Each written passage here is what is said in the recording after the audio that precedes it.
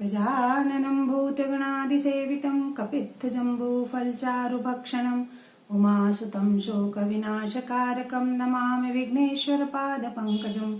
जयन्ती मङ्गलाकाली भद्रकाली कपालिनी दुर्गा क्षमा शिवा धात्री स्वाहा स्वधा नमोऽस्तुते। कृष्णाय वासुदेवाय देवकी नन्दनाय च नन्दगोपकुमाराय गोविन्दाय नमो नमः। वक्रतुण्ड महाकाय कोटिसूर्यसमप्रभ निर्विघ्नं कुरु मे देव सर्वकार्येषु सर्वदा। नमस्कार।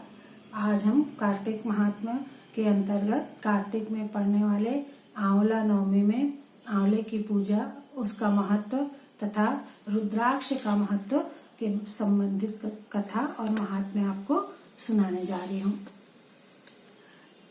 यह स्कंद पुराण और पद्म पुराण दोनों के माध्यम संदर्भ से लिया गया है। और अक्षय नवमी, आंवला नवमी को अक्षय नवमी भी कहा जाता है, क्योंकि इस नवमी को किया गया दान, पुण्य, पूजा सभी अक्षय होता है। उसका पुण्य प्रताप कभी भी खत्म नहीं होता है, इसलिए उसे अक्षय नवमी भी कहा जाता है। तो ऐसे कार्य जिसका पुण्य कभी भी क्षय न हो, उन सभी कार्यों को आंवला नवमी के दिन करने से अत्यंत फलदायी होता है। एक बार ब्राह्मणों ने पूछा कि इस मर्त्यलोक में ऐसा कौन मनुष्य है जो पुण्यमात्माओं में श्रेष्ठ, परम पवित्र और सबके लिए सुलभ तथा मनुष्यों के लिए के पूजन करने योग्य और सब तपस्वियों का भी आदर का पात्र हो। तो व्यास जी ने कहा था कि रुद्राक्ष की माला धारण करने वाला और तुलसी की माला धारण करने वाला सबसे श्रेष्ठ व्यक्ति है, जिसके दर्शन मात्र से लोगों की पाप राशि विलीन हो जाती है। हे द्विजगण, रुद्राक्षधारी व्यक्ति जहाँ रहता है वह देश पुण्यवान होता है। रुद्राक्ष का फल तीर्थों में महान तीर्थ के समान है। जब दान, स्रोत, मंत्र और देवताओं का पूजन तथा दूसरा कोई पुण्य कर्म करता है, रुद्राक्ष पहनकर वह सब अक्षय हो जाता है। अब मैं माला का लक्षण बताता हूँ। जिस रुद्राक्ष में कीड़ों ने छेद कर दिया हो, जिसका लिंग चिन्ह मिट गया हो, जिसमें दो बीज एक साथ सटे हुए हों, ऐसे रुद्राक्ष के दाने की माला नहीं लेनी चाहिए। जो माला एक हाथ से गुथी हुई और ढीली ढाली हो, जिसके दाने एक दूसरे से सटे हुए हों, ऐसी माला अशुद्ध होती है, उसका परित्याग कर देना चाहिए। जो सर्प के समान आकार वाली, नक्षत्रों से शोभा धारण करने वाली, सुमेरु से युक्त तथा सटी हुई ग्रंथि के कारण शुद्ध है, वही माला उत्तम मानी जाती है। वैसे ही माला पर जप करना चाहिए। शुद्ध रुद्राक्ष की माला हाथ में लेकर मध्यमा अंगुली से लगे हुए दानों को क्रमशः अंगूठे से सरकाते हुए जप करना चाहिए। मेरु के पास पहुंचने पर माला को हाथ से घुमा लेना चाहिए। मेरु का उल्लंघन जप के समय सही नहीं होता है। वैदिक, पौराणिक तथा आगमोक्त जितने भी मंत्र हैं, वह सब माला पर जप करने से अभिष्ट फल के उत्पादक और मोक्षदायक होते हैं। जो रुद्राक्ष माला से निकलते हुए जल को मस्तक पर धारण करता है, वह शुद्ध होकर अक्षय पुण्य का भागी होता है। रुद्राक्ष माला का एक एक बीज एक एक देवता के समान माना जाता है। जो मनुष्य अपने शरीर में रुद्राक्ष धारण करता है, वह देवताओं में श्रेष्ठ है। ब्राह्मणों ने पूछा कि रुद्राक्ष की उत्पत्ति कहाँ से हुई, वह इतना पवित्र कैसे हुआ। तब व्यास जी बोले कि सतयुग में एक त्रिपुर नाम का दानव रहता था। वह देवताओं का वध करके अपने अंतरिक्षचारी नगर में छिप जाता था। ब्रह्मा जी के वरदान से प्रबल होकर वह संपूर्ण लोकों के विनाश की चेष्टा करता रहता था। देवताओं के निवेदन पर भगवान शंकर ने आज गौ नामक धनुष पर विकराल बाण चढ़ाकर उस दानव को मार डाला था। दानव आकाश से टूटकर गिरने वाली बहुत बड़ी उल्का के समान इस पृथ्वी पर गिरा। इस कार्य में जब अत्यंत श्रम हुआ, तो इस श्रम के कारण भगवान रुद्रदेव के शरीर से पसीने की बूंदें टपकने लगी। उन बूंदों के पृथ्वी पर टपकते ही पृथ्वी पर रुद्राक्ष का वृक्ष उत्पन्न हुआ। इसका फल अत्यंत गुप्त होने के कारण साधारण जीव उसे नहीं जान पाए। तदंतर एक दिन कैलाश के शिखर पर भगवान शंकर को प्रणाम करके कार्तिकेय जी ने कहा कि मैं रुद्राक्ष का यथार्थ फल जानना चाहता हूँ। उस पर जप करके उसका धारण दर्शन करने से क्या फल मिलता है, यह मुझे बताइए। तब भगवान शिव ने बताया कि कोई हिंसक पशु भी कंठ में यदि रुद्राक्ष धारण करके मर जाएगा तो वह रुद्र स्वरूप हो जाता है। मनुष्य मस्तक और हृदय में रुद्राक्ष की माला धारण करके चलता है, उसे यज्ञों का फल प्राप्त होता है। रुद्राक्ष में 1 से लेकर 14 मुख तक होते हैं। जो कितने भी मुख वाले रुद्राक्षों को धारण करता है वह सभी मेरे समान हो जाता है। जो रुद्राक्ष धारण करके प्राण त्याग करता है वह देवताओं से पूजित होकर मेरे रमणीय धाम को चला जाता है। शैव, वैष्णव, शाक्त, गणेशोपासक और सूर्योपासक सभी उसको धारण कर सकते हैं। इसी प्रकार तुलसी की माला का भी महात्म्य है। कार्तिकेय जी ने कहा कि मैं अनंत न्याय फलों की पवित्रता के विषय में प्रश्न कर रहा हूँ। सब लोगों के हित के लिए यह बतलाइए कि और कौन कौन से फल अति उत्तम हैं। शंकर जी ने कहा कि बेटा, आंवले का फल समस्त लोकों में परम पवित्र है। उसे लगाने पर स्त्री पुरुष सभी जन्म मृत्यु के बंधन से मुक्त हो जाते हैं। यह पवित्र फल भगवान विष्णु को प्रसन्न करने वाला और शुभ है। आंवला को खाने से आयु बढ़ती है। आंवले को लगाने से धर्म संचय होता है और रोगों का नाश होता है। आंवले का संचय करने, उसका जल पीने और उसकी सेवा करने से समस्त प्रकार की दरिद्रता दूर होती है और ऐश्वर्य की प्राप्ति होती है। कार्तिकेय, जिस घर में आंवला सदा मजबूत होता है उस घर में, यानी जिस घर में आंवला का वृक्ष मौजूद होता है उस घर में दैत्य और राक्षस नहीं जाते। एकादशी के दिन यदि एक ही आंवला मिल जाए तो उसके सामने गंगा, गया, काशी, पुष्कर आदि तीर्थ कोई विशेष महत्व नहीं रखते हैं। जो दोनों पक्षों की एकादशी को आंवले से स्नान करता है उसके सब पाप नष्ट हो जाते हैं। जो आंवले के रस से अपना केश साफ करता है वह पुनः मृत्यु लोक में नहीं आता है। आंवले का दर्शन, स्पर्श तथा उसके नाम का उच्चारण से भगवान विष्णु संतुष्ट होकर अनुकूल हो जाते हैं। जहाँ आंवले का फल मौजूद होता है वहाँ भगवान विष्णु विराजमान रहते हैं। घर में ब्रह्मा एवं सुस्थिर लक्ष्मी का वास होता है। अपने घर में आंवले को सदा पूजित करके रखना चाहिए। आंवले के बने मुरब्बे और व्यंजन आदि का नैवेद्य भगवान को प्रस्तुत करें, भोग लगाएं तो भगवान संतुष्ट हो जाते हैं। स्कंद, योगी, मुनियों, ज्ञानियों की जो गति प्राप्त होती है वही आंवले का सेवन करने वाले मनुष्य को मिलती है। आंवले के फल का सेवन और रक्षा करने से मनुष्य की गति उत्तम हो जाती है। प्रत्येक रविवार तथा विशेषतः सप्तमी तिथि को आंवले के वृक्ष को और उसके फल को नहीं छूना चाहिए। कौन सी? प्रत्येक रविवार और सप्तमी तिथि को आंवले के फल को और आंवले के वृक्ष को स्पर्श नहीं करना चाहिए और नहीं खाना चाहिए। संक्रांति के दिन शुक्रवार को, षष्ठी, प्रतिपदा, नवमी और अमावस्या को भी आंवले का स्पर्श नहीं करना चाहिए और आंवला नहीं खाना चाहिए। दिन में कौन सा? रविवार और शुक्रवार। और तिथि में कौन सा? षष्ठी, सप्तमी, प्रतिपदा, नवमी और अमावस्या को नहीं खाना चाहिए। जिस मृतक के मुख, नाक, कान अथवा बालों में आंवले का फल हो वह मृत्यु के समय विष्णु लोक जाता है। आंवले के संपर्क से मृत व्यक्ति की सद्गति होती है। आंवले के वृक्ष के दर्शन मात्र से भी पापी जीव जंतु भाग जाते हैं। पूर्व काल की बात है, एक चांडाल शिकार खेलने के लिए वन में गया। वहाँ अनेकों मृगों और पक्षियों को मारकर वह भूख प्यास से पीड़ित हो गया। तब सामने उसे आंवले का वृक्ष दिखाई दिया। उसमें आंवले के फल लगे थे। भूख के कारण चंडाल वृक्ष के ऊपर चढ़ गया और उसके उत्तम फल को खाने लग गया। भाग्यवश वह वृक्ष के शिखर से गिर पड़ा और गिरने के कारण वह इस लोक से चल बसा।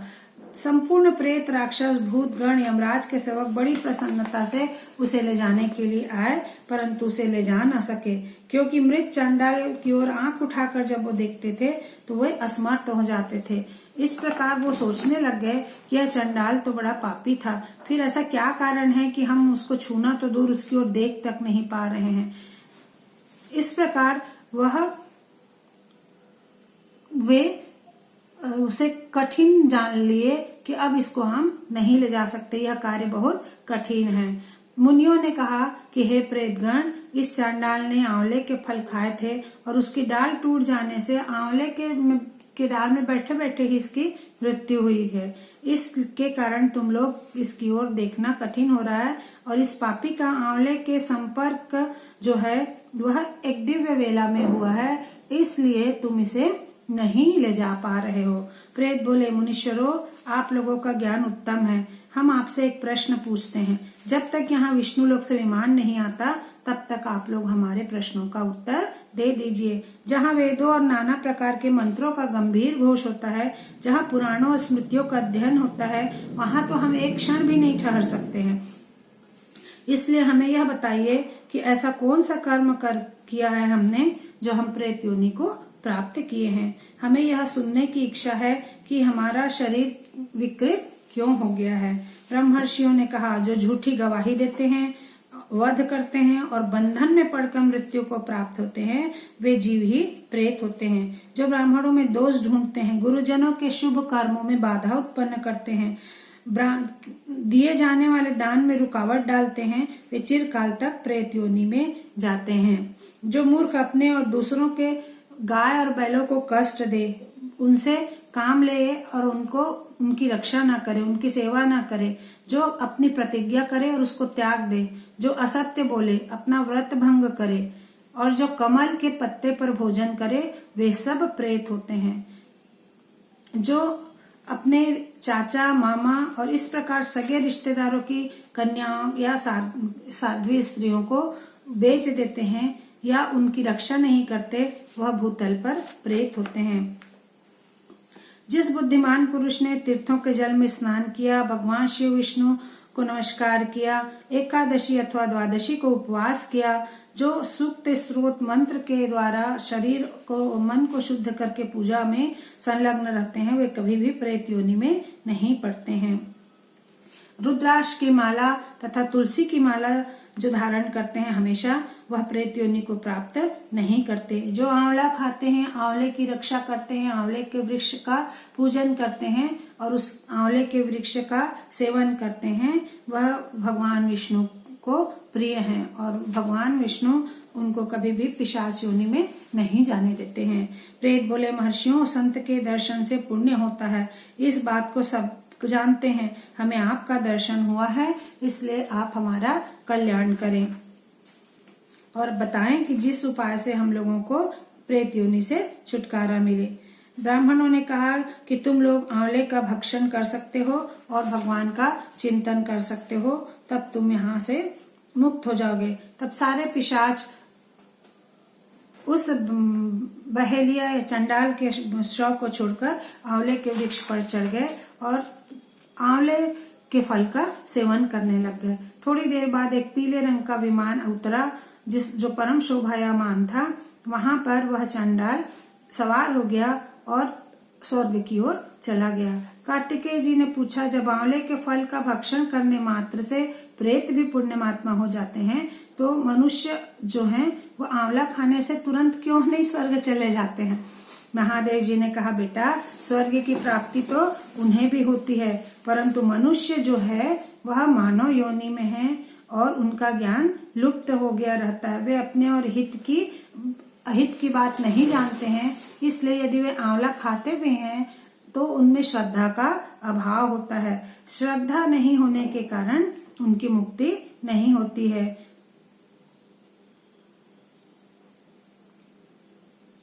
इस प्रकार जो माता पिता गुरु देवता की निंदा करते रहते हैं, पाखंडी हैं, वाम मार्गी हैं, फांसी लगाकर, पानी में डूबकर, छुरा भोगकर या जहर खाकर आत्मघात करते हैं, वह आंवला खाने पर भी प्रेत योनि में जन्म लेते हैं। जो माता पिता से द्रोह करते हैं, ध्यान और अध्ययन से दूर रहते हैं, व्रत और देव पूजा नहीं करते, मंत्र और स्नान से हीन होकर पर स्त्री में प्रवृत्त होते हैं, उनको भी आंवला खाने, आंवला पूजन करने से उनके कर्मों का फल से मुक्ति नहीं मिलती है। जो स्त्रियों की रक्षा नहीं करते, जो मलेच्छों के समान आचरण करते हैं, जो क्षुधा से पीड़ित थके मांदे गुणवान और पुण्यमात्मा अतिथि ब्राह्मण को लौटा देते हैं, उसका सत्कार नहीं करते, जो गौ मांस खाते हैं, जो गौ बेचते हैं, जो लोग जूठे सकोरे शरीर के मल मूत्र आदि तीर्थों में गिराते हैं, वह प्रेत होते हैं, चिरकाल तक प्रेत लोक में निवास करते हैं। पापाचारणी स्त्रियां चिरकाल तक इस पृथ्वी पर प्रेत होती हैं। जो मनुष्य बलपूर्वक दूसरे की वस्तु लेकर उन्हें अपने अधिकार में कर लेते हैं और अतिथियों का अनादर करते हैं, वह भी प्रेत योनि में जन्म लेते हैं। इस प्रकार इन सब पाप कर्म को करने के कारण वह आंवला भक्षण करके भी उनकी मुक्ति नहीं होती है। सब इसलिए आंवला खाकर जो सब पापों से मुक्त होकर विष्णु जी का पूजन करता है, वह विष्णु लोक को प्राप्त करता है। जो इस पवित्र और मंगलमय उपाख्यान को सुनता है, वह शुद्ध होकर भगवान विष्णु के लोक में सम्मानित होता है। वैष्णव में आंवले के महात्म्य का श्रवण कराता है, उसको भी भगवान विष्णु के सायुज्य की प्राप्ति होती है। रुद्राक्ष और आंवला इन दोनों फलों की पवित्रता को मैं जान गया हूँ। अब ऐसा कौन सा वृक्ष है जिसका पत्ता और फूल भी मोक्ष प्रदान करने वाला होता है? ऐसा कार्तिकेय जी ने प्रभु से पूछा। तो प्रभु जी ने कहा कि सब प्रकार के पत्तों और पुष्पों की अपेक्षा तुलसी श्रेष्ठ होती है। भगवान विष्णु का अत्यंत प्रिय होने के कारण वैष्णवी उसका नाम है। संपूर्ण लोगों के हित करने के लिए तुलसी का इस पृथ्वी पर अवतार हुआ है। जैसे विष्णु को लक्ष्मी प्रिय है, वैसी तुलसी देवी भी परम प्रिय है। तुलसी दल के बिना दूसरे फूलों, पत्तों, चंदन आदि से भगवान विष्णु को उतना संतोष नहीं होता है। मंजरी युक्त तुलसी पत्र के द्वारा भगवान विष्णु की पूजा की जाती है, तो उसका अक्षय फल मिलता है। तुलसी के निकट स्रोत मंत्र का जप करता है, उसका अनंत गुना फल होता है। इस प्रकार रुद्राक्ष, आंवला और तुलसी दल की कार्तिक में महिमा को भगवान शंकर जी ने अपने पुत्र कार्तिकेय जी को सुनाया और यह कहा कि जो प्रतिदिन इन तीनों के महात्म्य का श्रवण करता है, वह पूर्व जन्म के किए हुए पाप तथा जन्म मृत्यु के बंधन से मुक्त हो जाता है।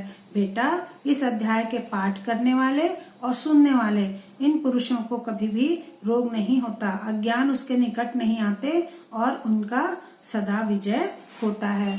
और आंवले के वृक्ष के नीचे पूजन करके, भोग लगा के जो प्रसाद ग्रहण करता है, उसको अक्षय पुण्य की प्राप्ति होती है। अक्षय नवमी के दिन जो आंवले के वृक्ष के नीचे दान का संकल्प करके दान देता है, उसके समस्त रोग और पाप नष्ट हो जाते हैं। जो आज के दिन आंवले के वृक्ष के नीचे सुहागिन स्त्रियों को सुहाग सामग्री दान करता है, उसका सुहाग हमेशा अक्षण होता है और वह महिलाएं सौभाग्यवती होती हैं।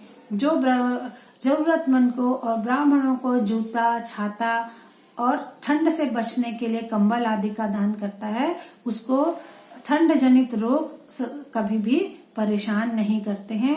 और जो अक्षय नवमी के दिन अन्न दान कराता है, लोगों को भोजन कराता है, वह कभी भी उसके घर में दरिद्रता नहीं आती है, उसके घर में हमेशा अन्नपूर्णा का वास होता है।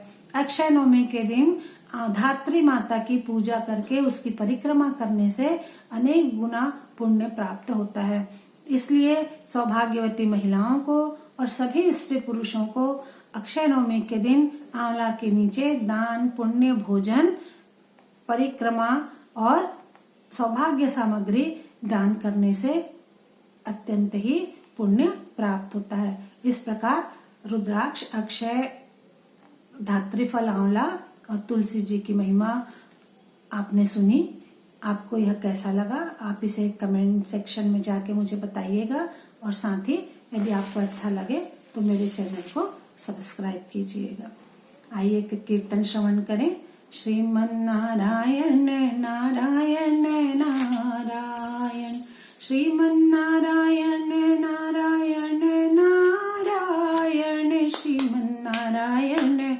नारायण नारायण श्रीमन्नारायण नारायण नारायण श्रीमन्नारायण नारायण नारायण श्रीमन्नारायण नारायण नारायण श्रीमन्नारायण नारायण नारायण